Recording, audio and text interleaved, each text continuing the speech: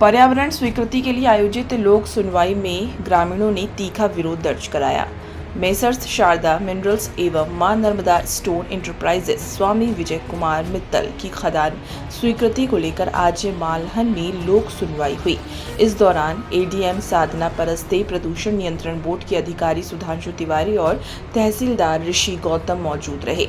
लोक सुनवाई के दौरान जनपद पंचायत सदस्य एवं युवा नेता विनय नागवंशी ने कहा कि नए उद्योग की स्थापना स्वागत योग्य है, किंतु जिस स्थान पर खदान स्वीकृत की जा रही है वह मालहन क्षेत्र है जो पहले से ही पिछड़ा हुआ है।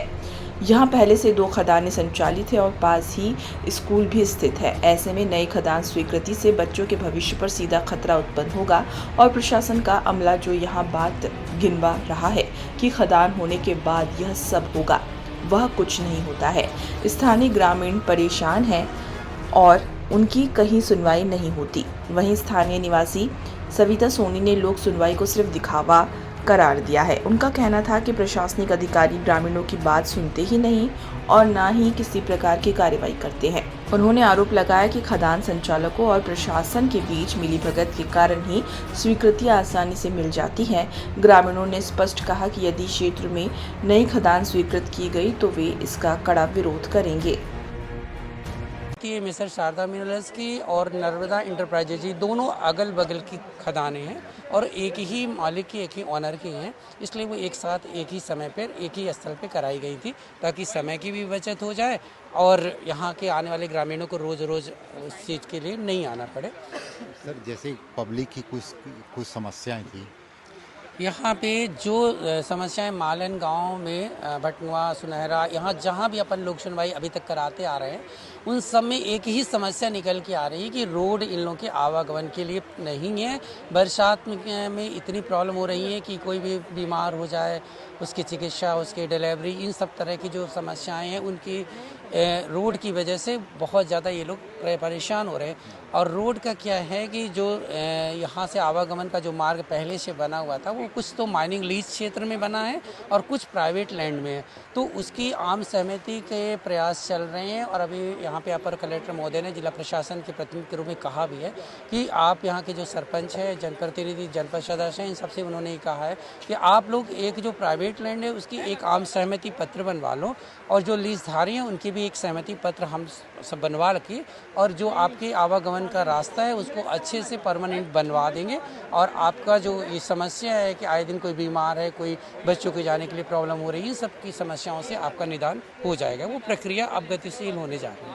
सर, जैसे अभी हम लोग भी देखे 500 मीटर के अंदर 2 स्कूल है। यहाँ पे स्कूलों में हम लोग ने चर्चा किया था, बच्चे बता रहे थे, शिक्षक बता रहे थे, जब इनके वो लास्टिंग होती है तो स्कूल तक पत्थर जाते हैं।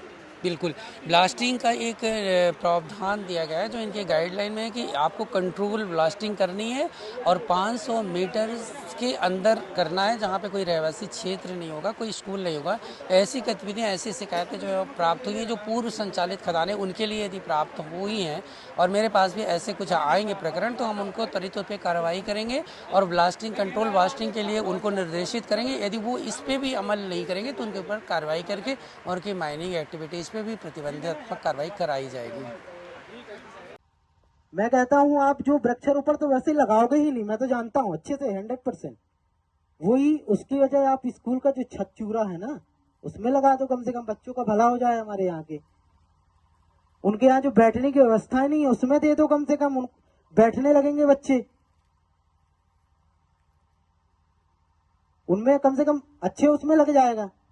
स्वास्थ्य शिविर, कई जगह मैं सुना हूं वृक्षारोपण, स्वास्थ्य शिविर, ये 2-3 मुद्दे उसमें कन्फर्म है कि डले रहते हैं। स्वास्थ्य शिविर के नाम पे, स्वास्थ्य शिविर तो अभी कहोगे आप ना, मैं लगवा दूंगा। स्वास्थ्य शिविर में कुछ खर्चा नहीं आता है, अपन को सिर्फ 2000 का टेंट गाड़ लेना है बस, डॉक्टर वैसे ही फ्री सुविधाएं देते हैं।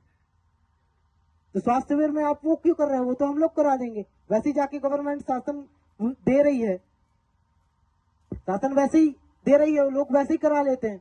आप लोग सिर्फ आओगे, बोलोगे यार हमने 50,000 का स्वास्थ्य शिविर कराया ग्राम मालन में, तो ऐसे हमको भैया सिर्फ वो वाला बस नहीं चाहिए। हमको वास्तव में जो हमारे क्षेत्र की गंभीर स्थितियां हैं जिससे हम लोग जूझ रहे हैं उसका आप निराकरण कराओ, तब तो हम माने। और उसके अलावा मैं अपनी ओर से नहीं, व्यक्तिगत कह रहा हूँ, ये सब जो ग्राम मालन के लोग हैं, यहाँ की क्षेत्र की जनता, उसकी ओर से कह रहा हूँ कि भैया सबसे पहले तो आपको जो भी यहाँ इस क्षेत्र में है उसके लिए आपको रोड के लिए सबसे पहले ध्यान देना पड़ेगा। और कहते हैं ना कि सोए सांप को जब तक सोया रहता है तब तक सोया रहता है, और जिस दिन वो डिस्टर्ब होकर जग जाता है तो वो खूंखार हो जाता है। मतलब एक, मैं स्पष्ट, आप समझ गए होगा मेरा कहने का मतलब कि मैं क्या कहना चाहता हूं कि जब तक आदिवासी लोग हैं, आप लोग कह रहे हो, वो लोग मान रहे चलो आज नहीं कल उम्मीद के सहारे हमने 75 साल बिता दिए कि रोड बनेगी, लेकिन 75 साल तो चले गए। हर साल ध्वजारोहण भी हम लोग करते आ रहे हैं, तिरंगे का सम्मान भी करते आ रहे हैं, लेकिन जब रोड की स्थिति रहती है तो वही, आज किसी को बड़वारा मुख्यालय केंद्र जाना हो तो वो 4 बार सोचता है।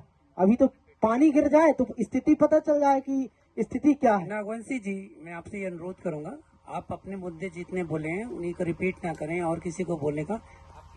बातें मैंने सुन लिया, आपको रोड की बात है, आप ये कह रहे हैं कि यहाँ स्वास्थ्य शिविर न लगाया जाए और स्कूल में जो छठ टपक रही उसका, तो वो ये नोट करो और इनके जनपद सदस्य और साथ में इस गांव के जो सरपंच हैं उससे आप मिलकर जो आपकी CSR की राशि है ना, उसको उन जगह पे आपको व्यय करना है जहां आप चाहेंगे, ठीक है।